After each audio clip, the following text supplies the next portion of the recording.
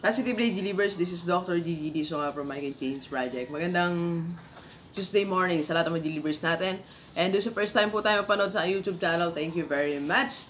Please subscribe, click mo na po yung Doc Gigi Sunga. Alright, second vlog natin today. Second question natin is, ano ba talaga ibig sabihin ng pay yourself first? Di ba lagi natin nababasa yan, napapanood, naririnig sa mga tao, sa mga financial guru, sinasabi nila, you have to pay yourself first. So ano ba ibig sabihin? Tapos di naman nila ini-elaborate. So this morning yung pag-aaralan natin. Ano bang ibig sabihin ng pay yourself first? Alright, ganito. For example, kumita ka ngayon, nagkaroon ka ng, sweldo mo na lang, doon na lang tayo sa sweldo natin. Nagsweldo ka ng 10,000 pesos, okay? So yung pay yourself first, ang sinasuggest nila na percentage to pay yourself first is 10%, okay? So, yung 10% na yon sa 10,000 is 1,000. So, yan daw yung bayad mo sa sarili mo. May mga mali kasing gawain sa pay yourself first. So, akala nung iba, yan, pwede mo nang pambilihan ng something na gusto mo kasi you have to pay yourself kasi nag-work ka, di ba? Ito, pwede mo nang pamasyal yan. So, hindi po yun ang ibig sabihin. Ang ibig sabihin ng pay yourself first is yung certain percentage of your money, isa-save mo siya, then later on, i-invest mo.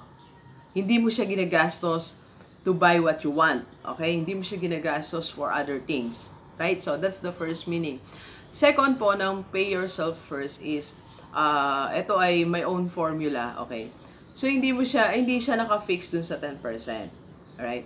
So, habang lumalaki yung income mo, dahil, sipag ka, tapos nagkaroon ka ng mga iba pang mga racket.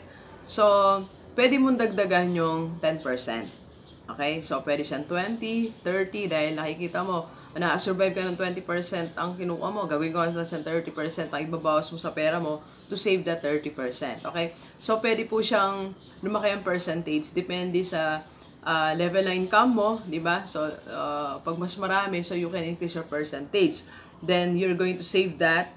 At sabi ko nga po lagi, pag sinave mo yung pera mo, it doesn't end there. So, pwede mo siyang i-invest, pwede mo siyang tayo ng yung business. Okay? So, yun po mga delivers, ang ibig sabihin ng pay yourself first. Alright?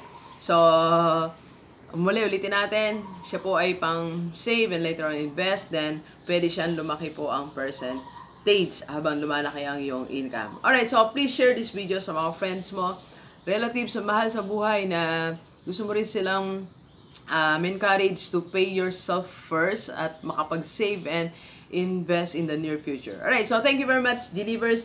Enjoy the rest of the day and let's go, let's go!